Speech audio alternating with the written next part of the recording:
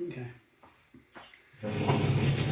I'm going to play with wax seals. So, what do we have here? Get one of these going.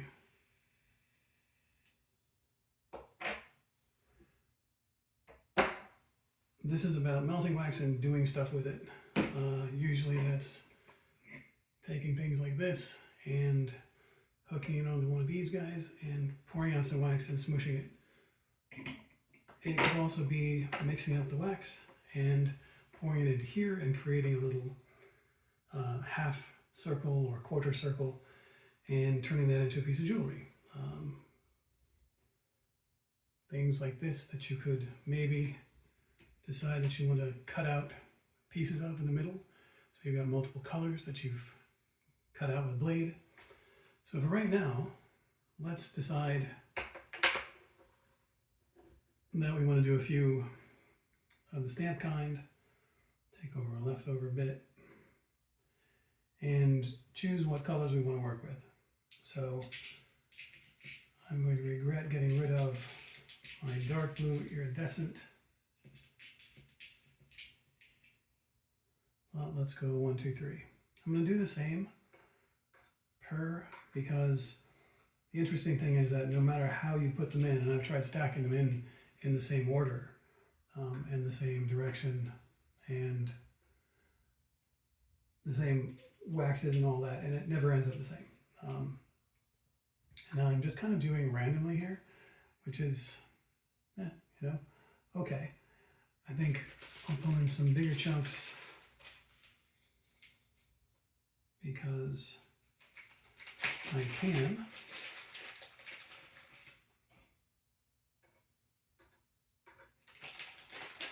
And let's go and actually be a bit different with different ones. Let's double up on that. Go ahead and get that heating.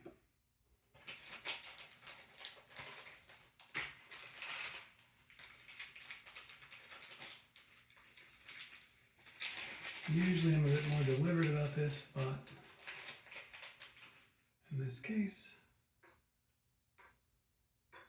let's just not.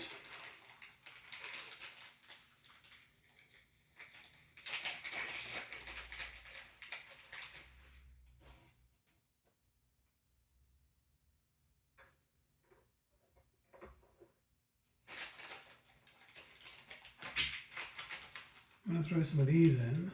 These are entertaining. These are glow in the dark, and they're also semi-transparent, so you can end up with some interesting things. If they mix together incompletely, then you end up with, maybe if you swirl something, which around here I have a toothpick somewhere, before you drop it, if you just drop it by itself, it'll naturally swirl on the way out anyway. What are we gonna, no, we're not done. Throw some more.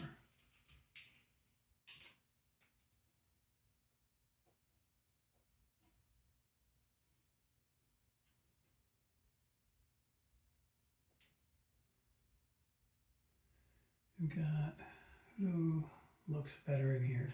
Let's go for some red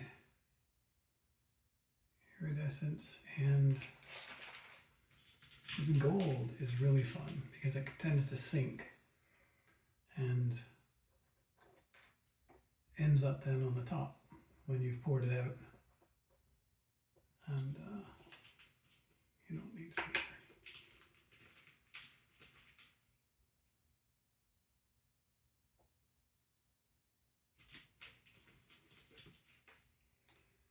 And actually, as I'm putting this together, I really am thinking that I do need a toothpick.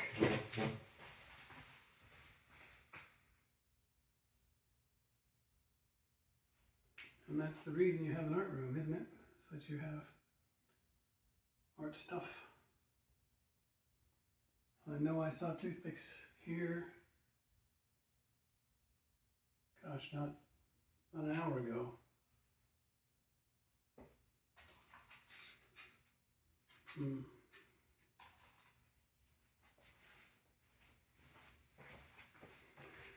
I guess I will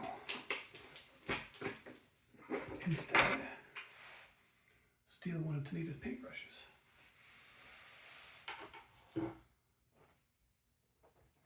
Doesn't look full enough, doesn't look full enough. Both got a blue in them, several blues in them. Let's go with some light blue. And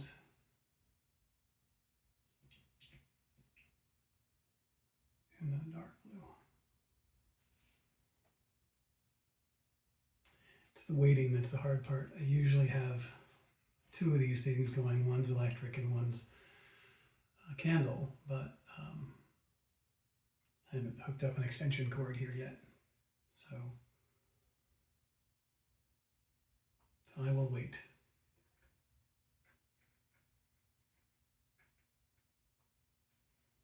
I could take a little more.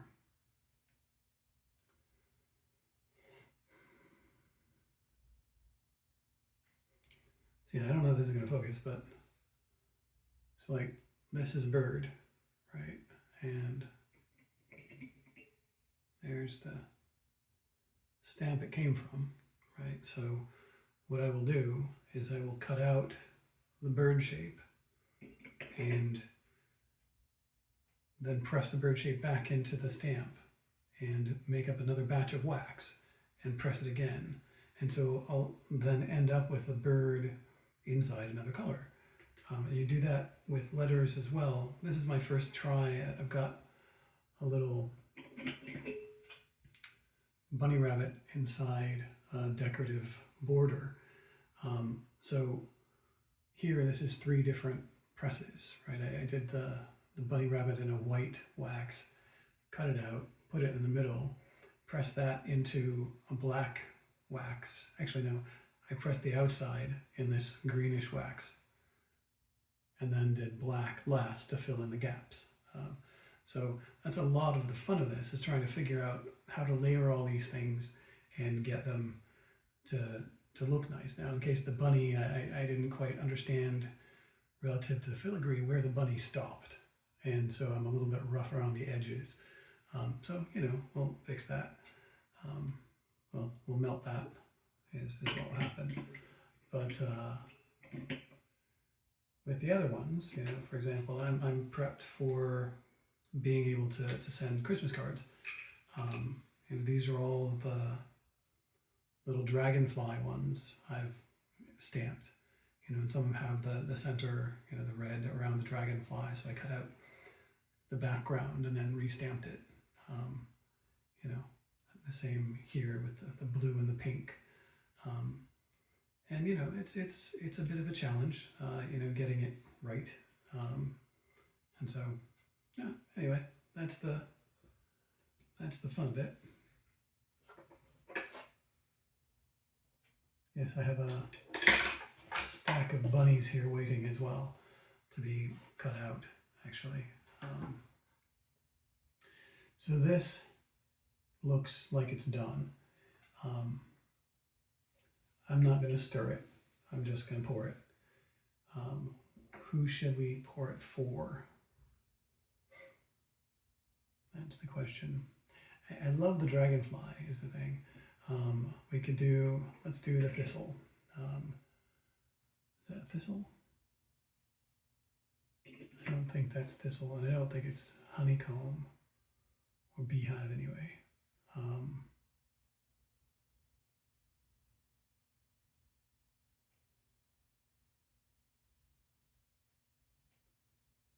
Haven't done. That's the hard part. Okay, here's a clock face. Will it be readable when it's done? No, so I won't do the clock face. It needs more of a solid color. Let's do the bunny rabbit. So.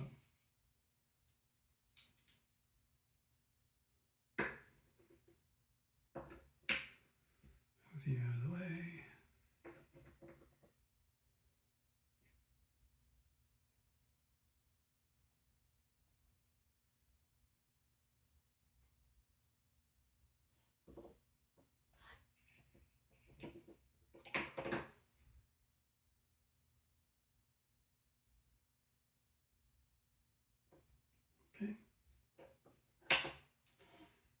let's bring that.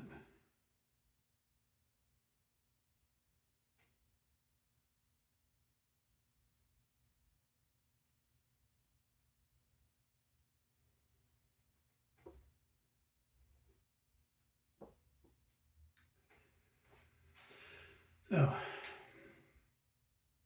that one is making a little button that I will take out in the garage and drill holes into and turn into a bracelet, as just recently did.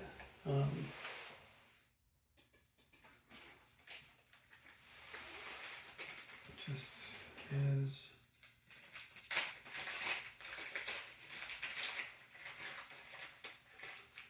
all these guys, so you end up with little things that you can hook a jump ring through and turn into a bracelet. Some of them turn out nice, some of them turn out pretty dull. Dull ones I'll take and remelt and use them for a background of something, or mix them with another wax if I think I can get away with it, and turn them into another thing. And that's the thing about this, is like, you screw something up, you just recycle it, because who cares, it's just wax and it just infinitely melts. It's one of the beauties of it, because like when I got into this pair of wax trays was my starting point, and I mean, I barely scratched the surface of it, and this is going to take me years to work my way through. Am I going to have colors left over that I don't like? You betcha, you know, and you know, I mean, I don't care for the greens because I can't really see them, you know, I mean, I can tell they're different. I think this is green, it might be greeny gray, I'm not sure, but you know, and they're also fun because you can organize them, which is, you know, an attractive thing for some people. And then at some point you decide that's done, but I don't need to decide that right now. So I'll let it set a little bit more. If you're doing the ones where you're doing multiple presses, on those first couple, I'll probably do them on a silpat rather than on a cold stone. Doing it on a silpat lets you press harder and get a thinner press, so you don't end up with so thick of a piece that you're building up the non carved out the relief, right? You want as much in the relief, you want the relief full, but you don't want as much around the relief that's also stacked up, because that means that the relief is also stacked up when you cut around it, and therefore you end up having to build up this massive stack of wax. And so that's a thing. And yes, I am kind of babbling because, you know, you're here with me, and you know, you got to listen to something, and you know, I guess you could put it on the stereo or something, but here we are. So let's go ahead and pop that off there.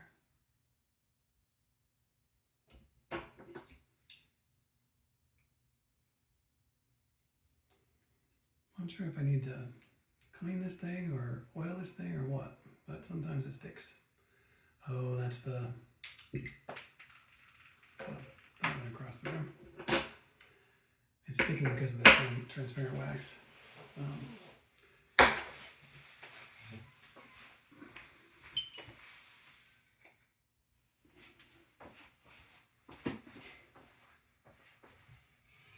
Okay. So this one, I'm going to keep the surround of the rabbit. Might be interesting. I'm seeing a little bit of distortion on the wax that tells me I didn't press hard enough initially. So, you know, probably going to cut around him and cut around the surround as well, because the colors don't really let me see much of the rabbit. And actually, this was a bad choice of colors for this type of stamp, probably. There's so much detail in here that makes it hard to see what's happening. So it's beautiful in the back though. Yeah, I look on the back and I see a ridge that tells me that I didn't press fast enough. So it is what it is, you know, throw it out here. Who do we want to do next? Is the question.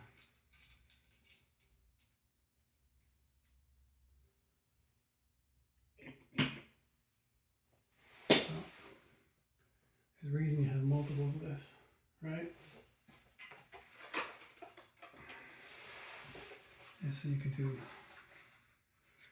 multiple things.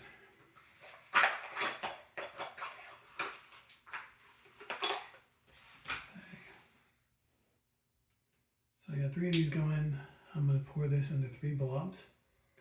And hey, surprise, I've got 3 little stamps. So we've got, again, a rabbit and a bee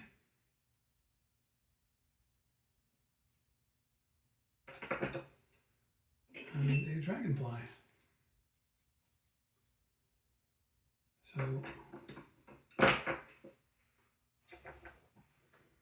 to take this little scrim of extra wax and throw it over there. Let's see what this one looks like. Done.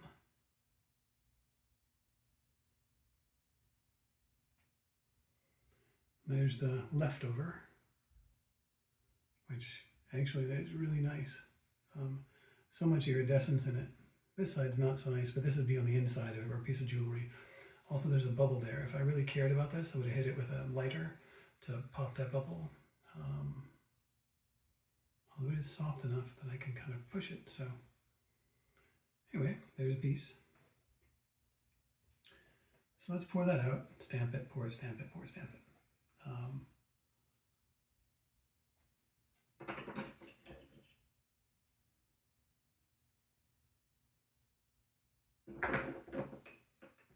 Okay.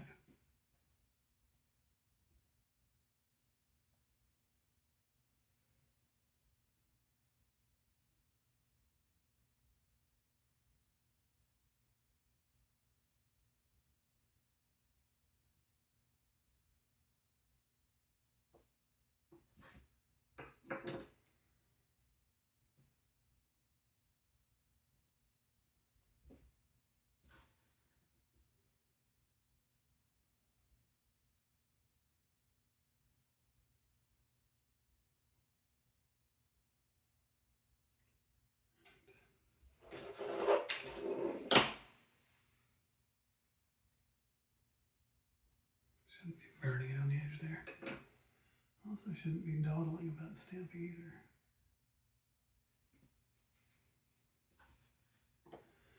It's going to sound like I'm mumbling on the recording, isn't it?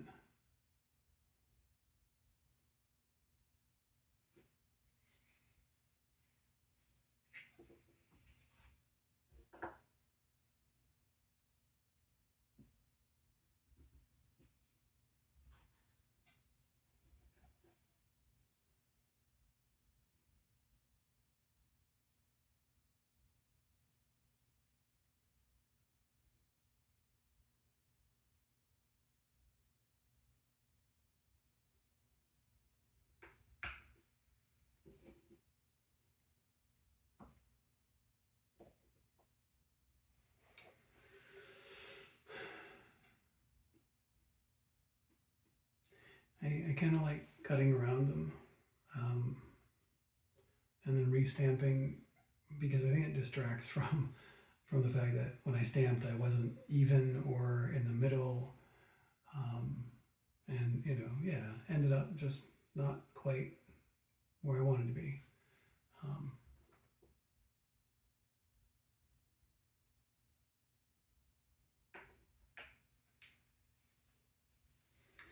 That though is going to be a nice bead. It is. See, this one I didn't stamp evenly. You can't see it. The angle's weird as it sits there. So, of course, that might also be the handle. So anyway, can't remember when I started into this. Ended up watching a channel on YouTube called Melts, M-E-L-T-S-S.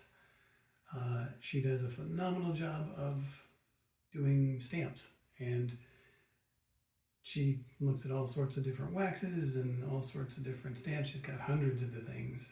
She does all sorts of the multiple pressings, which is the bit that's entertaining for me. And I'm sure it's a technique, and I don't know what the technique is, and hey, you know.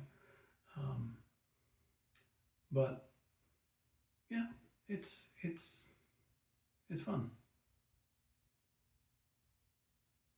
the question is, what do we want to do with that?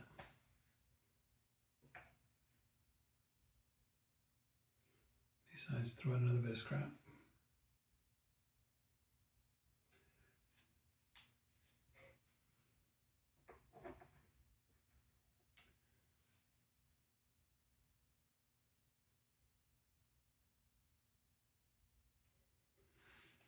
So we got a lot of blue and black, some green and red in there. So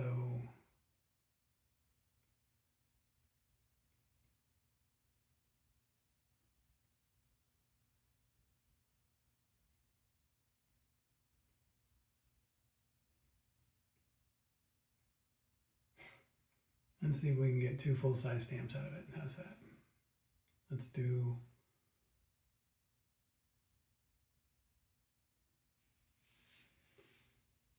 things without much intricate details. We got a thistle and, keeping with the theme, a rose. So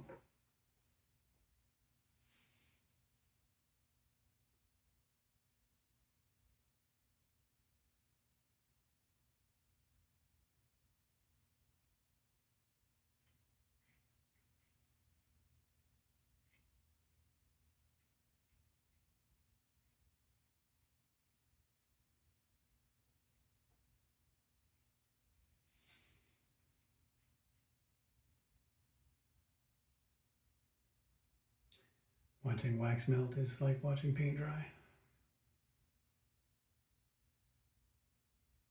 Perhaps I'll figure out how to make this fast forward. Time lapse.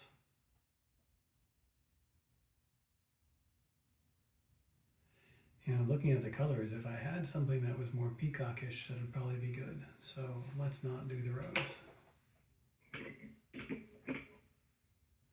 Let's abuse this poor fat bird in a tree.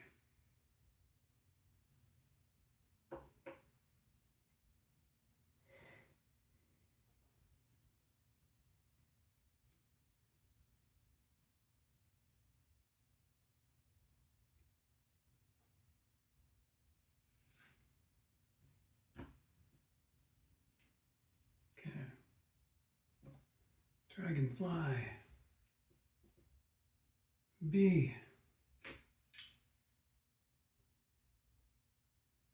Bunny, and even so I didn't stamp fast enough. There's a little dent in his back. So, and he was the first one, so I don't know. Sometimes I think you just don't get lucky. So, what do we do today?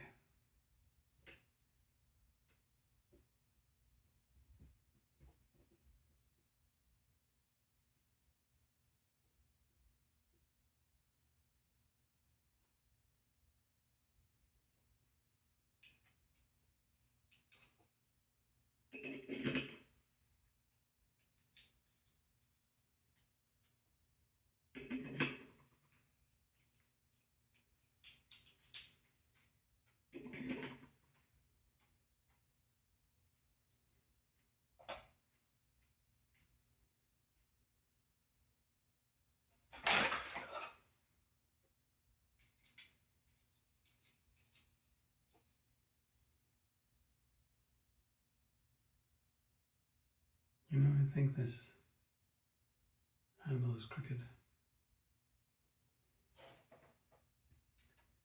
Some very cheap things you buy on the internet.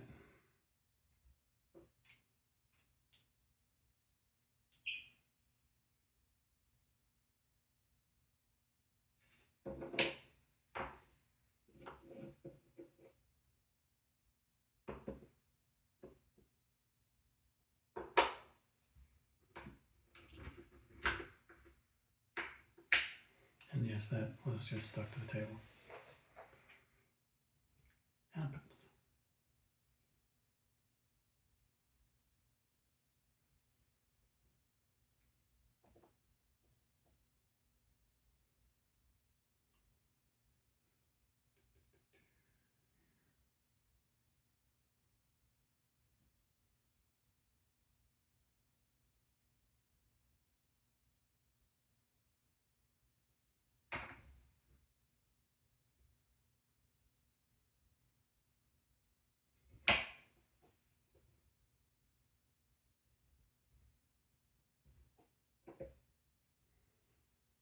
Probably get full stamps. Number 3 out of this.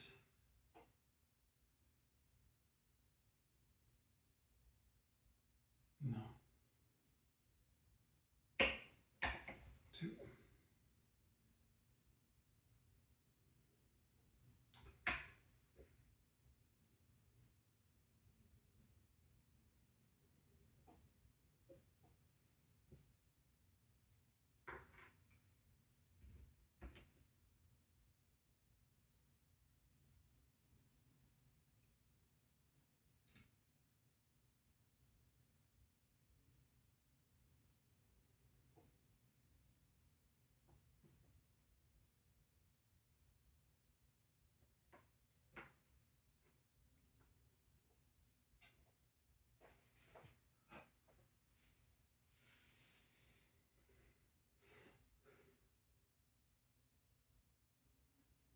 And this is nice. I mean, it really is amazing how different they are. Even these three. These 3 are all the same. And they gave me that one as well, right?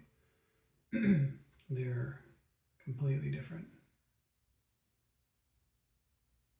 This guy and this guy came out the same thing.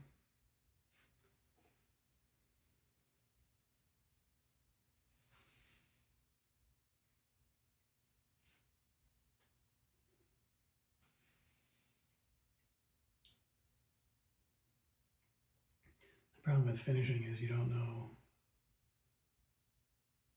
when to pop those off there because you don't have anything melting over here to judge your time by, right? So there's something in the assembly line that, well, you know, it's time to get those off there when the next thing needs to go in.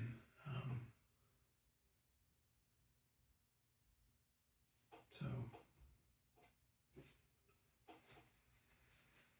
oh well.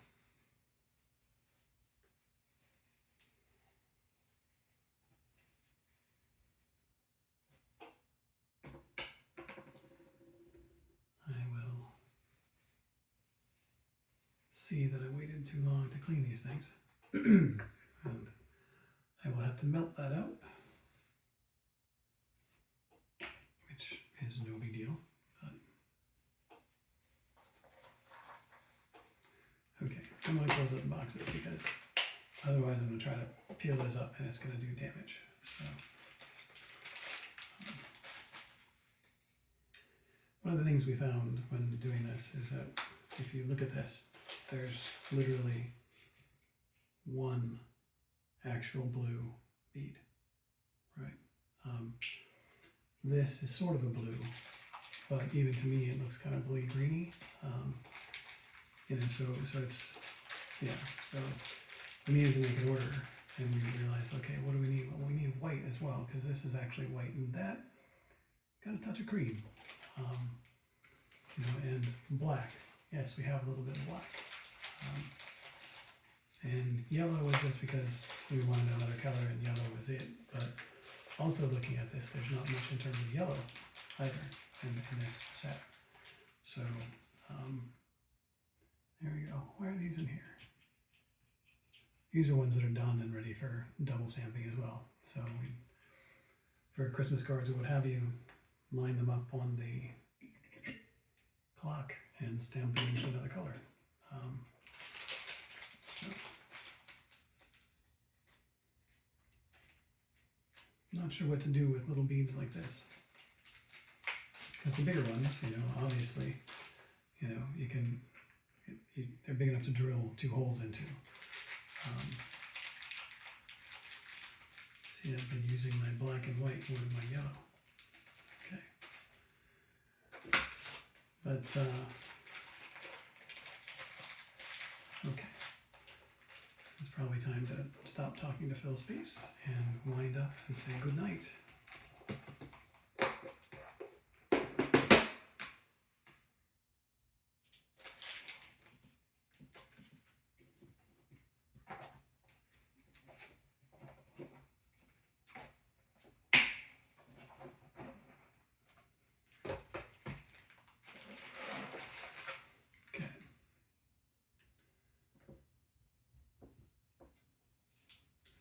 So that actually worked out nicely. Oh wow. I may not even peel off the, I may keep this around here. Let's see what you're like.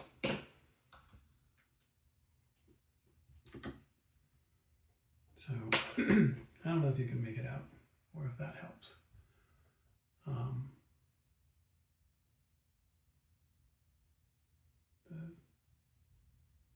The blue and red blending together, it just works.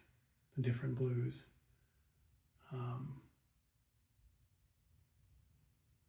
And all the detail came through. This little flaw in his tail, but nobody will notice. Some little circles that said, once again, I didn't press fast enough. I hesitate. And let's see.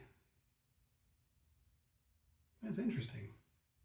That'll be interesting. I'll cut it out as I usually do, which is to cut this around sort of a plate along with these two little dots on the sides that let me situate it properly in the stamp.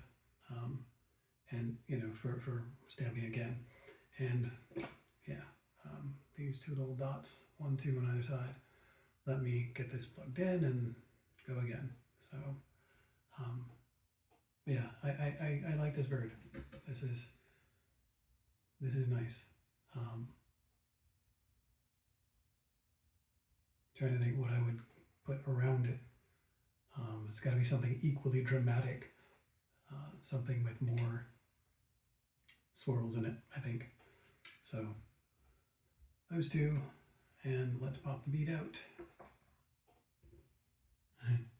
You never can tell. This side is like, oh, okay, interesting, but you know, and this side is like, yeah, that's a thing, you know. Yeah. Once again, it's difficult to know where things go, and as I said, I've placed the same beads of wax in the same places, and heated them up until they were just melted, poured them, right? Completely different beads. So it's very much determined by randomness, unless you're pouring just a single color. And even then, randomness of your hand stamping is enough to change things. So anyway, that's a little tour of this hobby. So hope you enjoyed, and we'll talk to you again soon.